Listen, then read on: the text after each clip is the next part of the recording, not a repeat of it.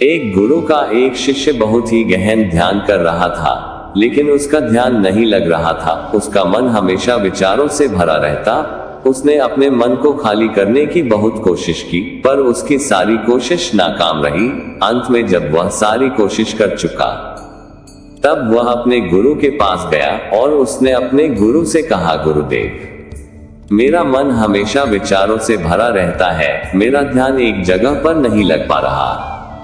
मैं चेक करता हूं तो दूसरी चीज पर पहुंच जाता हूं, फिर तीसरी और चौथी, ऐसे करते करते मेरे मन में हजारों विचार चलते चले जाते हैं और यह कब होता है मुझे पता भी नहीं चलता। बहुत देर बाद मुझे एहसास होता है कि मैं क्या करने बैठा था और क्या सोच रहा हूँ। हे गुरुदेव, मैं अपने मन को विचारों से खाली कर देना चाहता हूँ। मैं चाहता हूँ कि मेरे मन में एक भी विचार ना हो। जब मैं चाहूँ तभी विचार उत्पन्न हो। गुरु ने कहा, किसी भी समस्या का समाधान तब निकलता है जब हम समस्या की जड़ तक पहुँचते हैं, समस्या को ठीक से समझते हैं और उसको जानते हैं। जिस मन को तुम खाली करना चाहते हो, क्या तुमने उस मन को थोड़ा बहुत भी जाना है? शिष्य ने कहा, गुरुदेव, मन को जानने की बहुत कोशिश की मैंने, लेकिन मैं जितना जानता हूँ इसके बारे में वह उतना ही रहस्यमय होता जाता है। गुरु ने कहा, जाओ और एक घड़े को छोटे छोटे पत्थरों से भरकर लेकर आओ। फिर शिष्य एक घड़े में छोटे छोटे पत्थर भरकर ले आया और गुरु के पास रख दिए। गुरु ने कहा, इस घड़े को तुम अपना मन समझो और इस घड़े में भरे पत्थरों को अपने विचार समझो। अब इस घड़े में और पत्थर डालो। शिष्य घड़े में पत्थर डालना शुरू किया। घड़ा पहले से ही भरा हुआ था। 12 पत्थर डालने के बाद बाकी सारे पत्थर नीचे गिरने लगे। तब गुरु ने कहा, रुको, ध्यान से देखो। अब घड़े में पत्थर नहीं आ रहे, बल्कि वह नीचे गिर रहे हैं, क्योंकि यह भरा हुआ है। जो इसमें आ सकता था आ गया।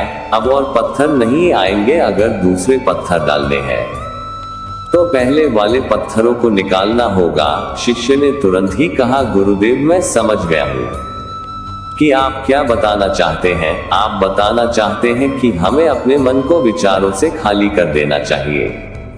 गुरु मुस्कुराए और गुरु ने कहा, पहले पूरी बात समझ लो, उसके बाद मन को खाली कर लेना।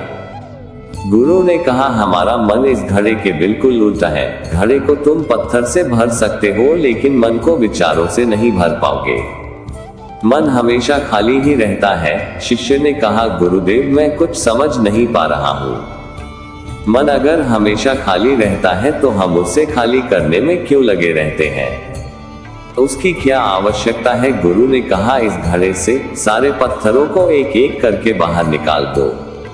शिष्य ने ऐसा ही किया। घड़े से एक पत्थर बाहर निकाल कर रखता रहा और अंत में वह घड़ा खाली हो गया। गुरु ने कहा, देखा, तुमने एक एक पत्थर को बाहर निकाला तो यह घड़ा खाली हो गया। अब तुम इस घड़े में कोई भी पत्थर डाल सकते हो, दूसरे पत्थर भी डाल सकते हो, या उन्हीं पत्थरों को दोबारा भी डाल सकते हो। आधा भर सकते हो या इसे फिर से पूरा भर सकते हो। शिष्य ने कहा, गुरुदेव, मैं भी तो यही कह रहा हूँ कि मन को खाली करना है। यह पत्थर है, इन्हें आसानी से निकाला जा सकता है और घड़े को खाली किया जा सकता है, लेकिन मैं अपने मन को कैसे खाली करूं? गुरु ने कहा, इस खाली घड़े में एक पत्थर डालो और 2 पत्थर निकालो। शिष्य ने कहा, ऐसा कैसे हो सकता? जब इस घड़े में एक पत्थर होगा तो एक ही पत्थर निकलेगा, तो 2 कैसे निकल सकते हैं? गुरु ने कहा, चलो तो ऐसा करो, इस घड़े में 2 पत्थर डालो और 4 पत्थर निकालो।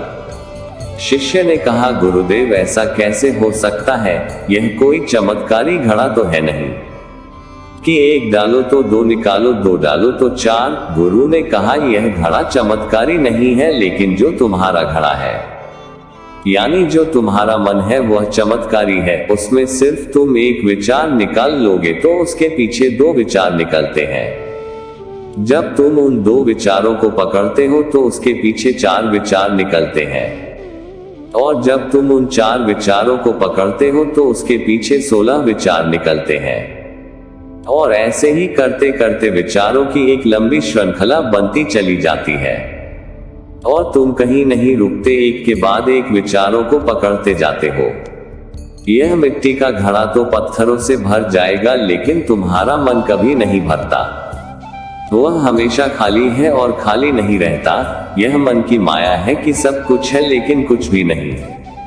शिष्य ने कहा, गुरुदेव, मैं आपकी बात समझ रहा हूँ, लेकिन क्या मैं हमेशा अपने विचारों की जाल में ही फंसा रहूंगा? क्या मन की माया से बाहर निकलने का कोई रास्ता नहीं है? गुरु ने कहा, इस मिट्टी के घड़े को आधा पत्थरों से भर दो। शिष्य ने ऐसा ही किया। फिर गुरु ने कहा, अब इन पत्थरों में से कोई एक पत्थर चुनो और उस पत्थर की एक छोटी सी मूर्ति बनाकर मुझे दो, मैं जानता हूं तुम अच्छे कलाकार हो। शिष्य एक पत्थर निकाला और उस पत्थर को तराशने लगा। फिर उसे लगा कि यह पत्थर अच्छा नहीं है, तो उसने दूसरा पत्थर घड़े से निकाला। उस पत्थर में भी मजा नहीं आया।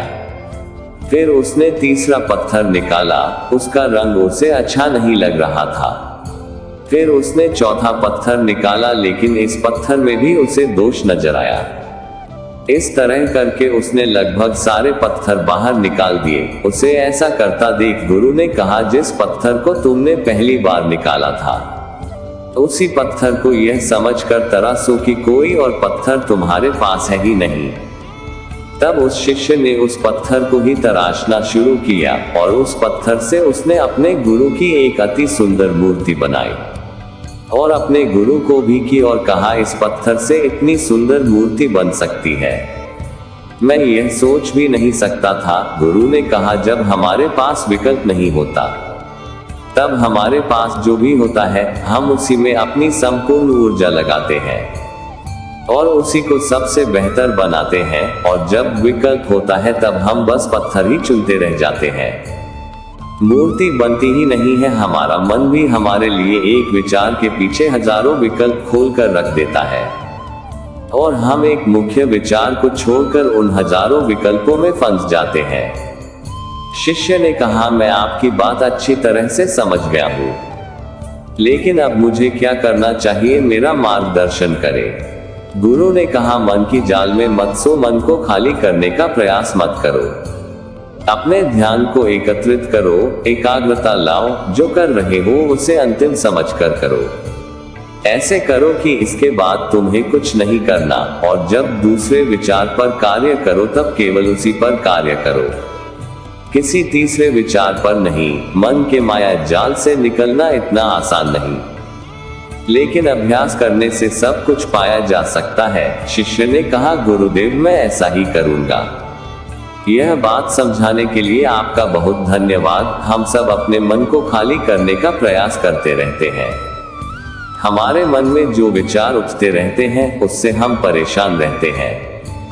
हम चाहते हैं यह विचार कहीं चले जाए और हम शांत हो जाए, लेकिन हम जितना इन विचारों से भागते हैं, यह विचार हमें उतनी ही जोर से पकड़ लेते, क्योंकि हम विचारों को शांत करने के लिए विचारों का ही प्रयोग करते हैं।